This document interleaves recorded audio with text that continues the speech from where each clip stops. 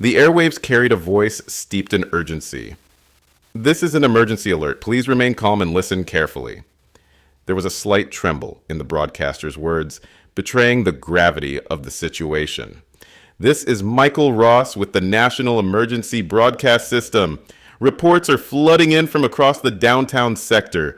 Unidentified outbreaks. Extreme aggression. This is not a drill. Outside, the world was unraveling.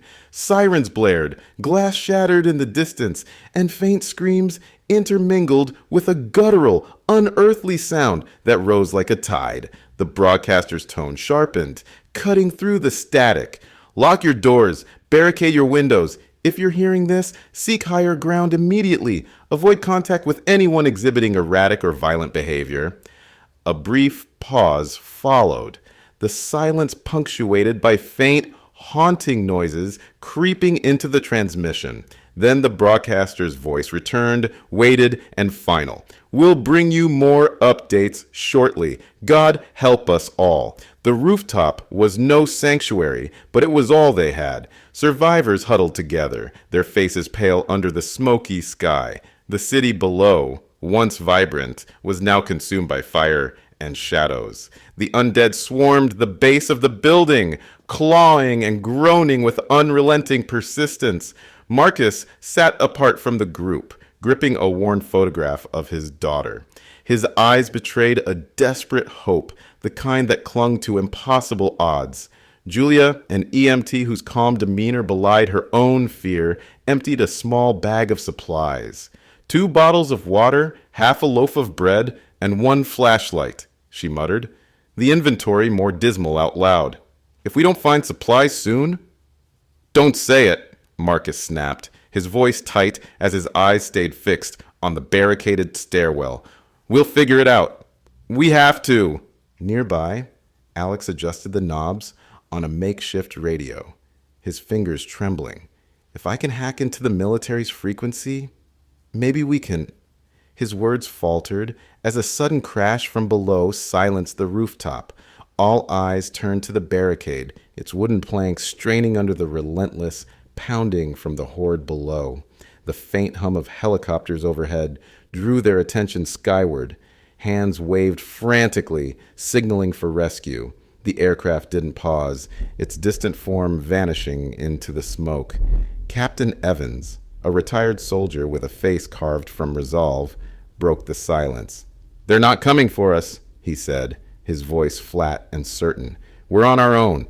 Static crackled from the radio, breaking the heavy quiet. A clipped clinical voice filled the air. "Attention, this is an emergency broadcast. The infection is spreading at an unprecedented rate.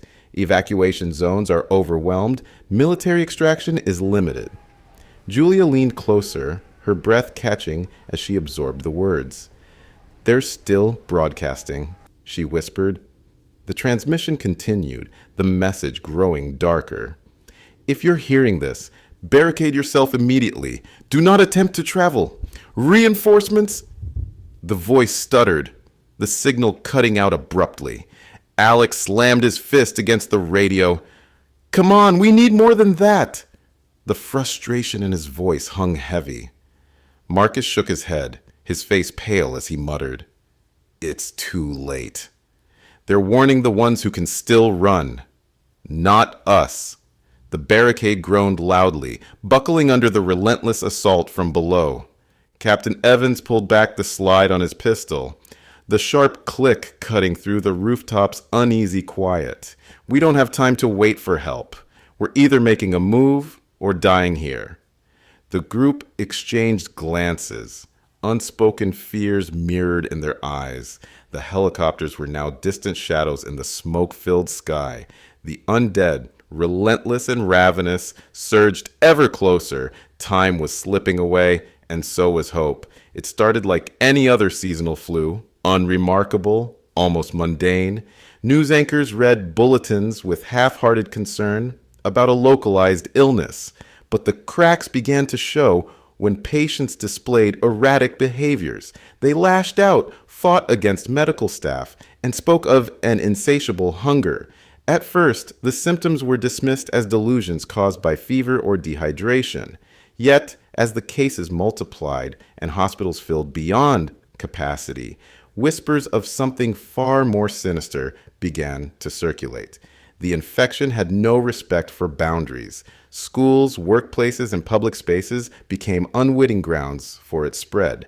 Neighbors locked their doors, afraid to speak to one another. By the time local authorities identified a possible source, a containment breach, at a biotech lab, it was far too late. The infection moved faster than understanding, a plague of panic and terror that left streets empty and homes abandoned.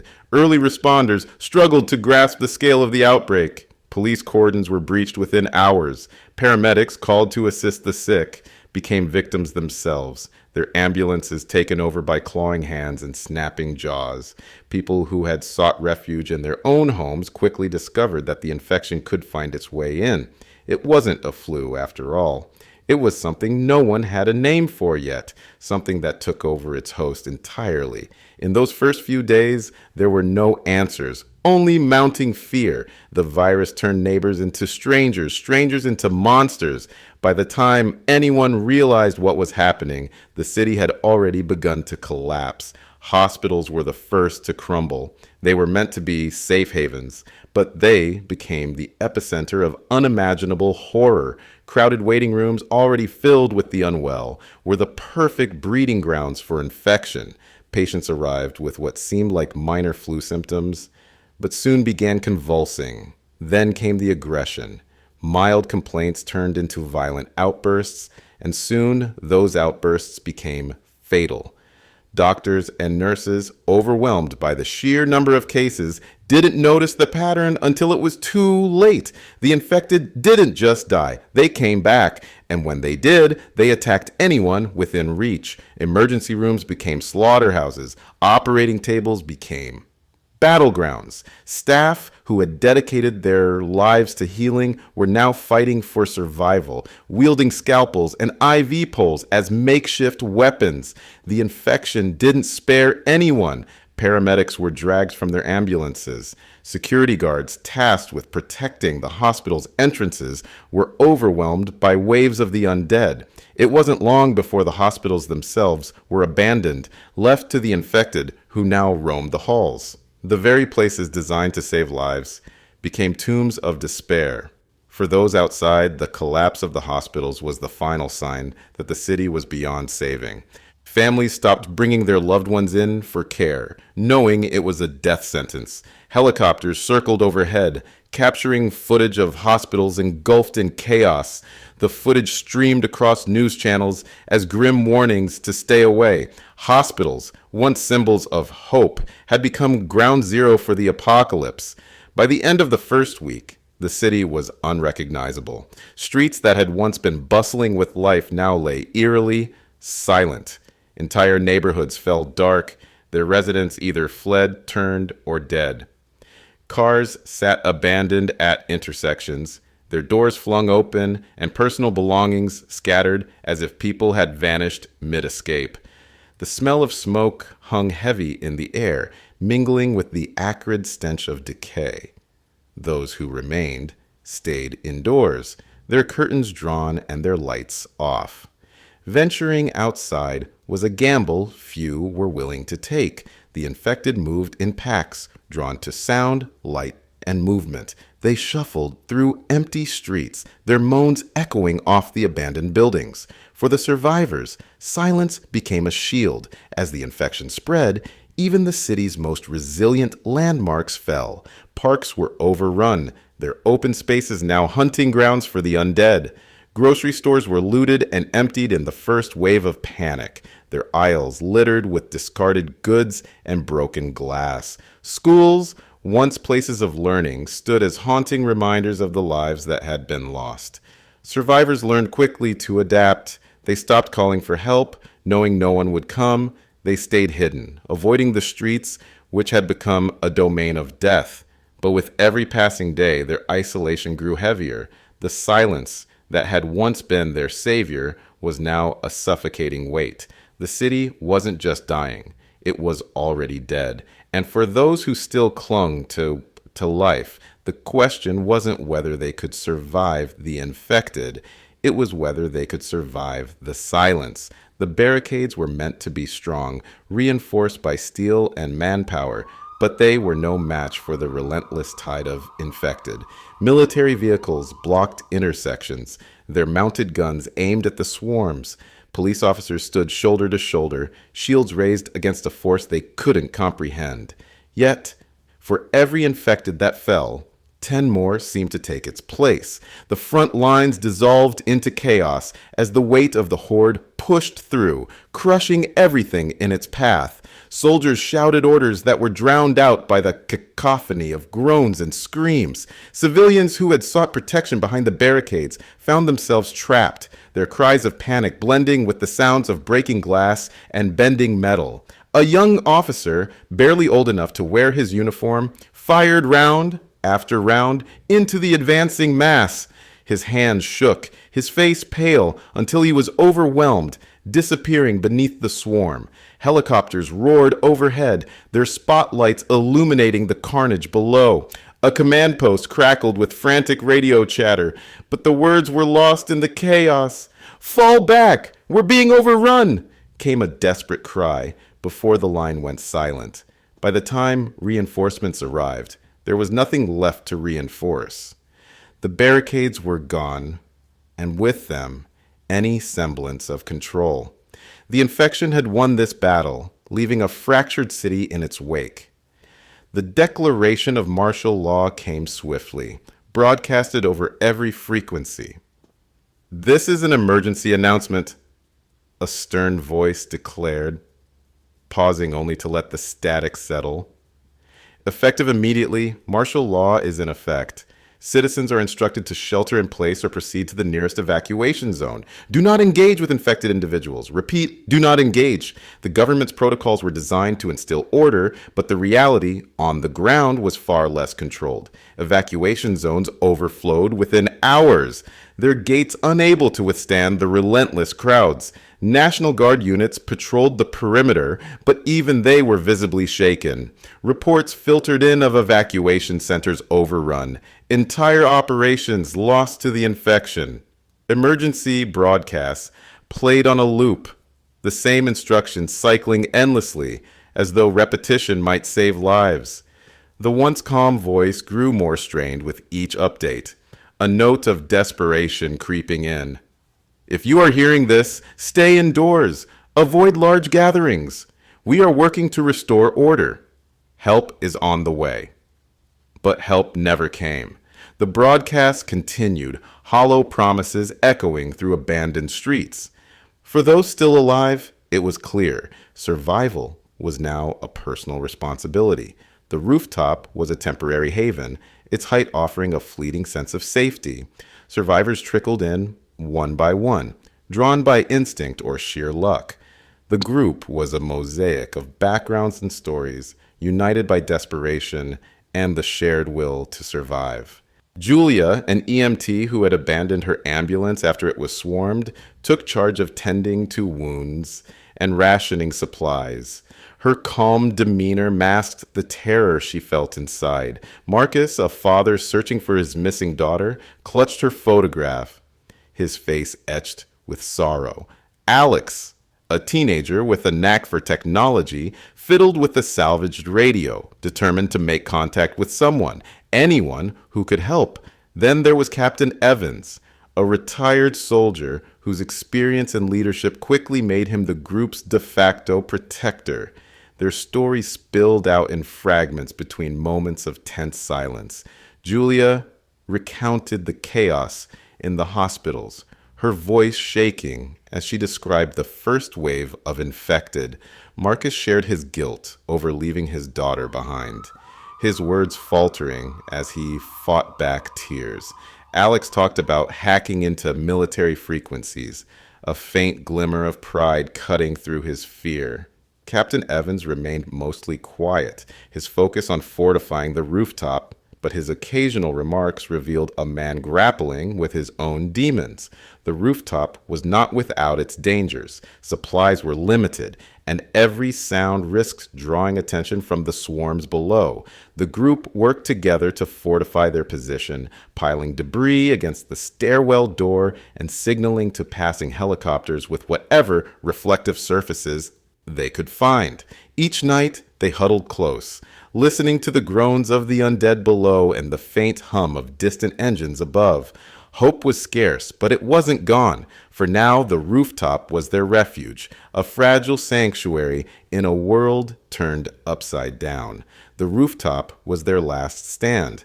High above the streets, it felt like a refuge at first, a temporary escape from the chaos that had consumed the world below, but as days turned into nights, and the nights into a blur of fear and exhaustion, the reality set in. They were trapped. Supplies dwindled to nearly nothing. A half-empty water bottle passed from hand to hand. A few scraps of bread that barely kept the hunger at bay. Every decision felt heavier with the knowledge that there was no room for mistakes. Below, the undead swarmed, their numbers growing with each passing hour. Their relentless groans echoed upward, a constant reminder that escape was impossible. The barricaded stairwell was holding, but just barely. Each crash against the makeshift blockade sent tremors through the survivors, a physical manifestation of their crumbling hope. Julia crouched near the edge, her fingers gripping the edge of the concrete. "They're getting louder," she said, her voice barely above a whisper. She didn't need to explain what that meant. They all knew. Hunger made them aggressive, and the sound of life above them was an irresistible lure. Marcus sat a few feet away, staring at the photograph he refused to let go of. His daughter's smiling face was a cruel contrast to the despair etched across his own. "We can't stay here forever," he muttered, more to himself than anyone else. "We don't have a choice," Captain Evans replied, his voice steady but grim. The retired soldier had become the de facto leader of their small group, though he didn't ask for the role. "We move, we die. Simple as that." Nearby, Alex adjusted the dials on the salvaged radio he'd been tinkering with since they'd arrived.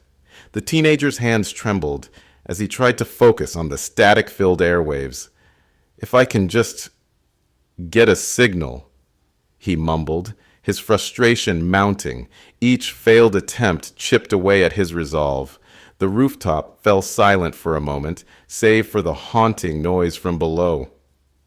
It was Julia, who finally broke it. "We're not going to make it, are we?" she asked, her words cutting through the tension like a knife. Captain Evans didn't answer, but the look in his eyes said enough.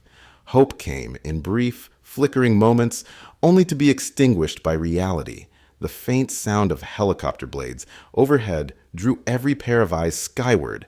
Hands shot up, waving frantically, signaling for rescue. "Over here! We're here!" Alex shouted, his voice cracking from desperation. The aircraft didn't stop.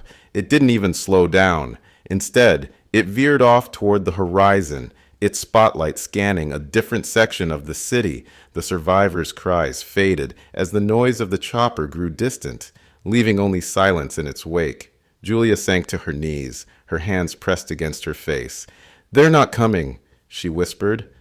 "They don't care." Marcus clenched his fists, anger bubbling to the surface. "How can they just leave us here? They have to see us. They have to know we're alive."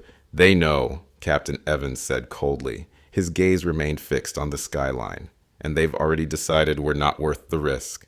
Below them, the infected surged against the building, their relentless assault growing fiercer by the minute. The barricade groaned under the pressure, a chilling reminder of how thin the line between life and death had become. Alex's voice broke through the oppressive silence. "I got something," he said, his eyes wide as he gestured to the radio. "It's faint, but I think it's a military frequency." Captain Evans moved quickly to his side, leaning in to catch the fragmented words coming through the static. "Evacuation zone. Helipad. 15 minutes." The message cut off abruptly, leaving more questions than answers. 15 minutes? Julia asked, hope sparking in her voice. That's enough time. We can make it. Make it where? Marcus countered, his tone sharp. We don't even know if they're talking about this area. For all we know, that's miles away. It's a chance, Evans interjected firmly. And right now, it's the only one we've got. The group fell into a tense silence, the weight of the decision hanging heavy over them. Below, the infected continued their assault, their numbers growing with every passing second. Above, the sky remained empty, the promise of rescue as distant as the stars. Time was running out, and so was hope. The rooftop's fragile piece was beginning to crack under the strain. Fear and hunger gnawed at the group, breaking down what little unity they had left. Julia's voice rose above the low murmur of groans from below. We can't just sit here waiting to starve, she snapped, her usually calm demeanor fraying. We need to figure something out. And what exactly do you suggest? Marcus shot back, his tone sharp. Waltz right down there and grab a snack from the corner store? In case you haven't noticed, we're surrounded. Alex kept his head low, fiddling with the radio that had become both his lifeline and his obsession. He hadn't spoken in hours, his focus entirely on the faint signals crackling through the static. Captain Evans leaned against the barricade, his silence an anchor in the storm of arguments around him. Look, Julia pressed, her voice shaking with frustration. We can't keep going like this. We've got barely any water left, and the bread is gone. We're already weak. If we don't act now, if we don't act smart, Marcos interrupted, his voice rising, we're dead. Do you think my daughter's waiting out there for me to throw my life away on a stupid gamble? Julia faltered at the mention of Marcus's daughter, her frustration giving way to guilt. The tension was palpable, the air heavy with unspoken fears and personal stakes. Captain Evans finally stepped forward, his voice cutting through the rising tempers. That's enough, he said firmly. Arguing isn't going to change our situation. We need a plan, a real one. The group fell into uneasy silence, but the underlying tension remained. Below them, the pounding on the barricade seemed to grow louder, as though the infected could sense their vulnerability. Captain Evans stood in the center of the group, his eyes scanning their faces. We can't stay here, he began, his voice calm but resolute. The barricade won't hold forever, and supplies are running out. If we're going to survive, we have to take a risk. Julia folded her arms across her chest, her expression wary. What kind of risk? Evans took a deep breath before responding. The building next door has an emergency storage room. I saw it when we first got up here. If we can get inside, there might be supplies, food, water, maybe even tools to reinforce the barricade. And how do you propose we get there? Marcus asked, his skepticism evident. Walk through the horde like we're invisible? Not walk, Evans corrected. Repel. A heavy silence followed his words. Alex finally looked up from his radio, his wide eyes reflecting the shock shared by the rest of the group. You're serious? He asked. You want us to climb down a building? It's our best shot, Evans said, his tone unwavering. We'll use the fire escape to get as low as we can, then rappel down the rest of the way. It's dangerous, but it's doable. Julia hesitated, her mind racing through the possibilities. And what happens if something goes wrong? She asked. Evans met her gaze, his expression grim. If we don't try, we're already dead. The group exchanged uneasy glances. It wasn't much of a plan, but it was more than they had before. The decision loomed over them, and the weight of it was suffocating. The rope creaked under the strain as the survivor began their descent. It had been decided that Harris, a wiry man with experience in climbing, would make the first attempt. His movements were steady, his breath controlled, but the tension was visible in every muscle of his body. Above, the group watched in tense silence, their hearts pounding in unison with each step he took. "Just take it slow," Evans called down, his voice steady but firm. "You've got this." Harris didn't respond, his focus entirely on the task at hand. The wind whipped around him, and the faint sounds of the infected grew louder as he neared the lower floors. The rope swayed slightly, a reminder of how precarious his position was. Then it happened. A window below him shattered as a pair of hands burst through, clawing at the air. Harris froze, his eyes wide with terror. "They're inside!" he shouted, his voice laced with panic. "Keep moving!" Evans barked. "Don't stop!" But it was too late. One of the infected managed to grab the rope, pulling it taut. Harris lost his grip, his scream piercing the night as he fell. The group watched in horror as he disappeared into the mass of undead below, his cries silenced almost instantly. Julia turned away, her hands covering her face as tears streamed down her cheeks. Marcus clenched his fists, his jaw tight with anger and helplessness. Alex stared at the empty rope, his expression blank, as though his mind couldn't process what had just happened. Evans stood motionless, his face carved in stone. "We stick to the plan," he said finally, his voice heavy. "We don't have a choice." The group's silence was its own kind of grief, but the noise from below reminded them that morning could wait. Survival couldn't. The crackle of static was a cruel reminder of how fragile hope had become.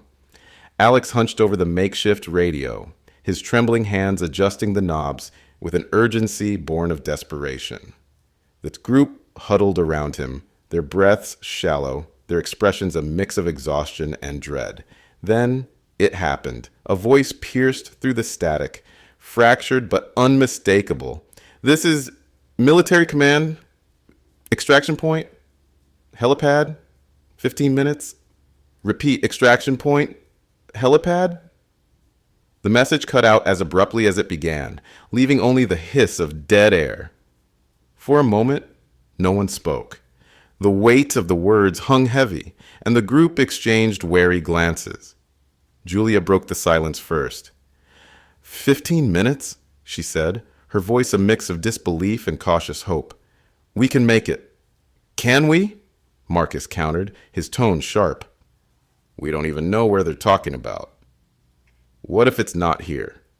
What if we go down there and it's a trap?" "It's a chance," Captain Evans said firmly.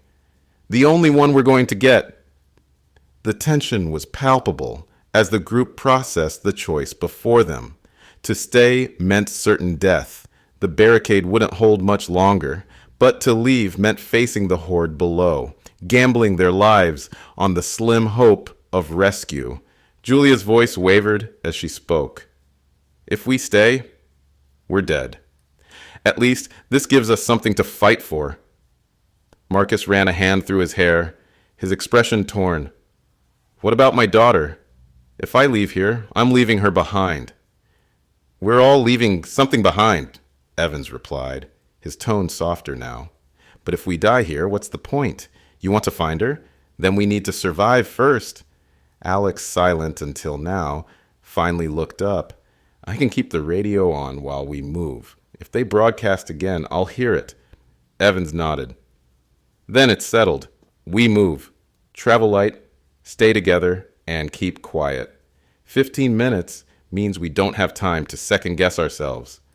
The group began to gather their meager supplies, each of them acutely aware that the clock was ticking. Below them, the groans of the infected seemed louder now, almost as if the horde could sense their impending escape. The barricade gave way with a deafening crash, the sound of splintering wood and twisting metal echoing across the rooftop. The group froze, their hearts pounding in unison as the first infected appeared at the top of the stairwell, its hollow eyes locked onto them, and a guttural growl escaped its lips before it lunged forward. "Go!"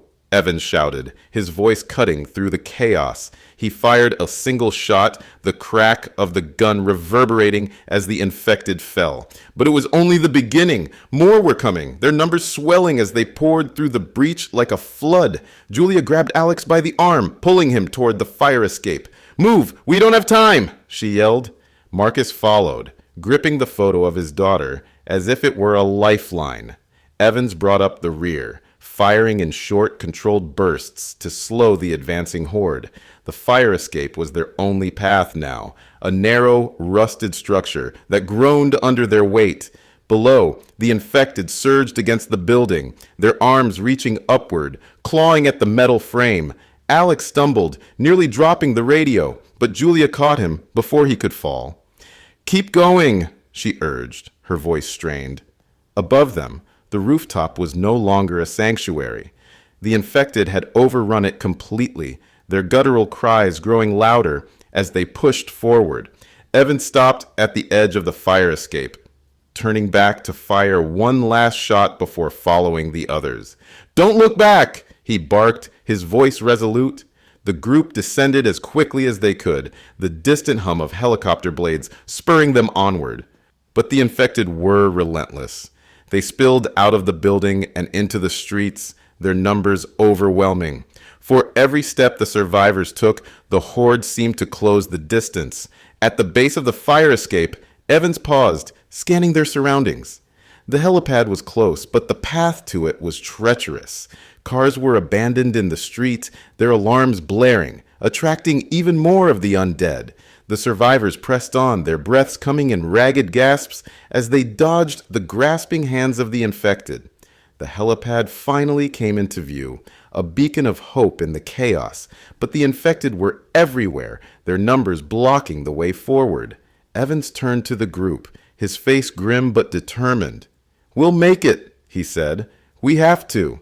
Their fight wasn't over yet, but the promise of escape was just within reach. The final push was all that stood between them and survival or death. The static from the radio filled the tense air as Alex worked feverishly to improve the signal. The group huddled around him, their breaths shallow and their nerves frayed. Then, through the white noise, a voice emerged, soft, distorted, but unmistakable. "This is military command? Evacuation zones. Helipad. Please help." Marcus's heart stopped as another voice cut in, a child's voice. "Daddy, Daddy, are you there? Please, I'm scared." It was his daughter. Her voice cracked with fear, and for a moment Marcus felt like he couldn't breathe. The sound pierced through him, filling the hollow ache that had grown since they'd been separated. "Ellie?" he choked out, leaning closer to the radio as if she could hear him. "Ellie, it's me! I'm here!" But the voice continued, unhearing, unresponsive. "If anyone can hear this, please. They're everywhere. Daddy, where are you?" Julia's hand fell on his shoulder, steadying him. "Marcus, listen," she said softly, but he couldn't. His mind was racing, trying to reconcile what he was hearing. Alex adjusted the dials again, frowning. "Marcus, I think it's a recording." The words hit like a physical blow. "What do you mean, a recording?" Marcus demanded, his voice rising. "That's my daughter. She's alive." "It's a loop," Alex explained, his voice quiet but firm. "They must have recorded it earlier, maybe hoping to draw people to the evacuation zones." Marcus collapsed onto his knees, the weight of realization crushing him. His daughter's voice continued to play, calling out for help he couldn't give. He buried his face in his hands, his body shaking with grief. Julia knelt beside him, her own tears shining in her eyes. "We don't know for sure," she whispered.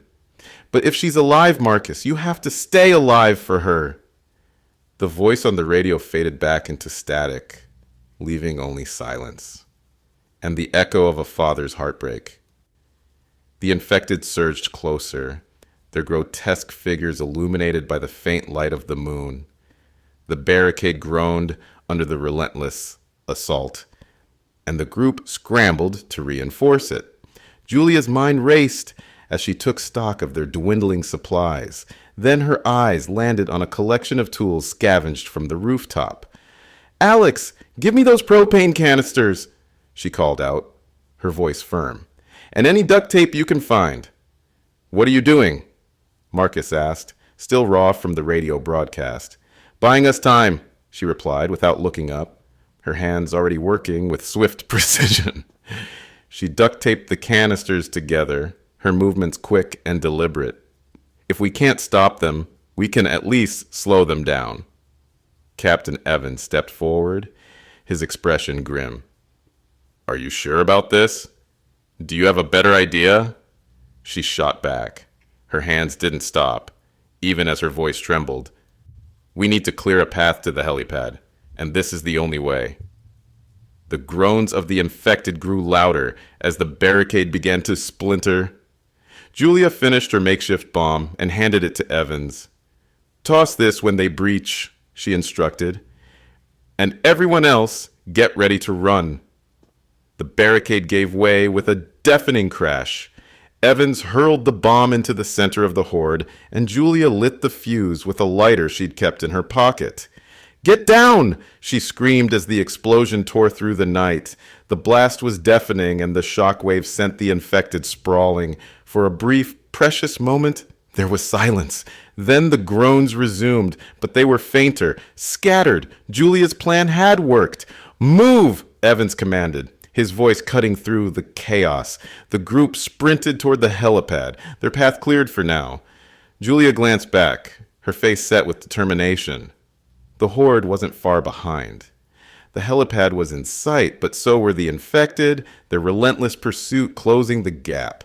Captain Evans knew the group wouldn't make it if someone didn't slow them down. He stopped, turning to face the approaching swarm. "What are you doing?" Julia shouted, her voice breaking as she realized his intent. "You all keep moving," Evans replied, his tone calm and resolute. "I'll hold them off." "No," Marcus yelled. But Evans cut him off with a look. "You have a daughter to find. Don't waste this." The infected were almost upon them. Evans fired his remaining bullets with precision, each shot buying the others a few precious seconds. "Go!" he barked. "That's an order!" The group hesitated, but Julia grabbed Marcus's arm, pulling him forward. "We have to go," she said, her voice trembling. "We can't let his sacrifice be for nothing." Evans held his ground, his focus unwavering as the horde closed in.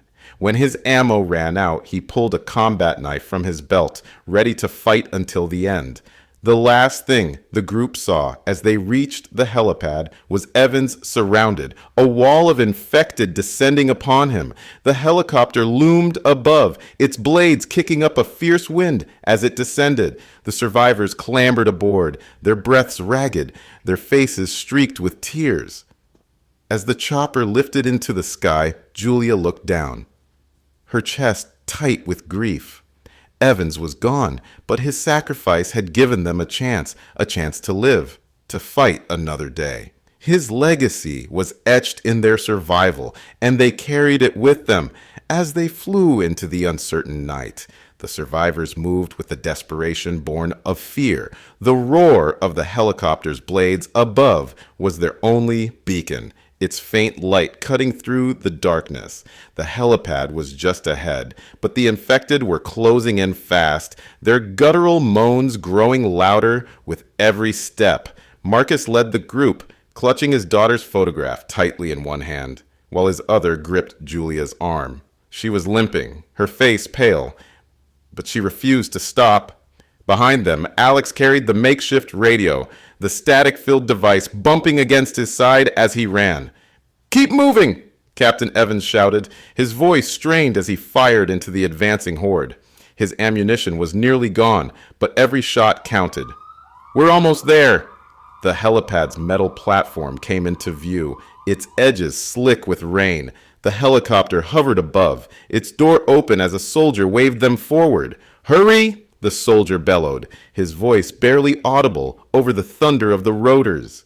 Julia stumbled as they reached the steps to the helipad, her legs buckling beneath her. Marcus grabbed her, pulling her to her feet. "Come on, we're not leaving you behind," he yelled, his voice trembling with determination. Together, they climbed the final steps, their breaths ragged. The infected surged onto the rooftop, just as Alex reached the edge of the helipad. He turned, his eyes wide with terror, as the horde swarmed closer. "They're everywhere!" he cried. Captain Evans fired his last bullet, the echo of the shot cutting through the chaos. He threw his empty weapon aside, grabbing a metal pipe from the ground. "Get on the chopper!" he barked. "I'll hold them off!" "No!" Marcus shouted, but Evans pushed him back, his expression resolute. "You have a chance. Take it." The infected were nearly upon him as the group climbed into the helicopter. Evans swung the pipe with all his strength, buying them precious seconds. The door slammed shut, and the helicopter rose into the air, leaving Evans behind. Julia sobbed quietly, her head in her hands, as Marcus stared out the window, his knuckles white as he gripped the frame. Below them, Evans disappeared into the sea of infected. The rooftop was overrun, the helipad barely visible as the helicopter climbed higher. The survivors were safe, for now, but the weight of what they had lost was heavy in the air. As the helicopter soared above the ruined city, Marcus sat quietly, the photograph of his daughter still clutched in his hand. The faint hum of the rotors filled the cabin, a stark contrast to the chaos they had just escaped. Julia sat across from him, her head resting against the wall as she tried to catch her breath. Alex tinkered with the radio, though the faint static was the only sound it emitted.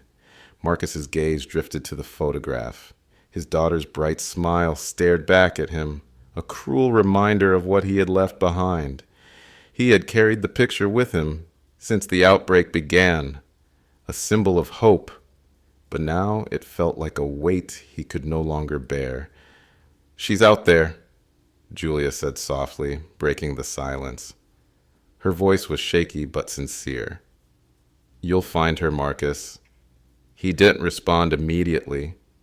His fingers traced the edge of the photograph, the paper worn and creased from months of being held.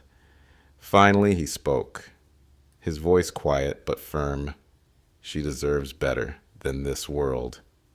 Before anyone could reply, Marcus reached into his pocket and pulled out his wedding ring.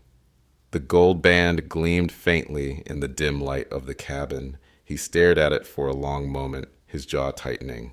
Then, with a deep breath, he opened the cabin door just enough to toss the ring out into the void.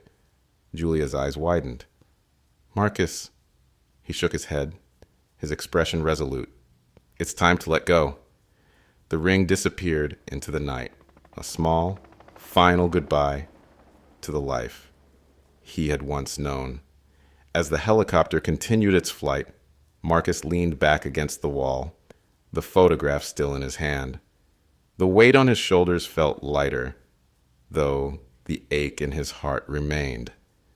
Below them, the city stretched out in ruins, a stark reminder of how much had been lost.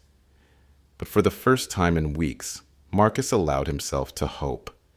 The future was uncertain, but he was alive, and as long as he had breath in his body, he would keep searching for his daughter.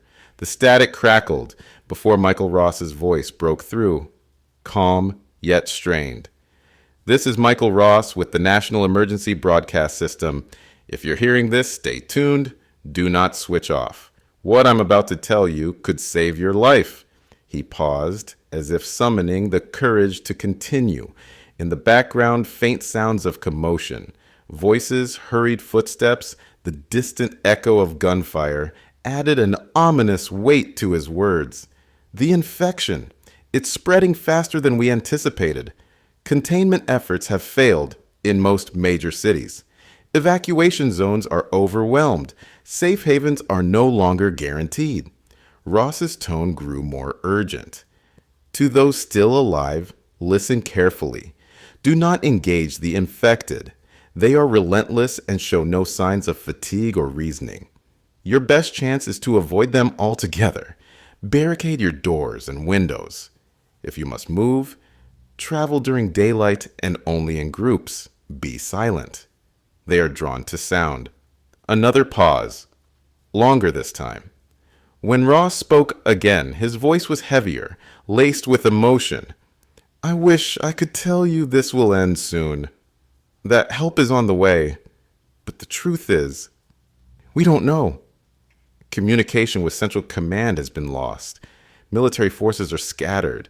And now, reports are coming in of new mutations, faster, stronger, more lethal. He exhaled audibly, the sound of a man who had seen too much. This isn't the end of the broadcast, but it may be the end of what we once called life. If you are hearing this, you are a part of the few who still can. Stay alive. Stay human. The static resumed, harsher now, as if the weight of his words had broken the signal itself. His voice faded into the void, leaving listeners with a chilling silence and the haunting realization that survival was no longer a guarantee. It was a gamble. The helicopter's engines roared as it climbed higher, cutting through the stormy night sky. Inside, the survivors sat in silence, their faces pale and etched with exhaustion. Below them, the city stretched out like a vast, desolate wasteland. Fires dotted the landscape, their orange glow flickering against the darkness.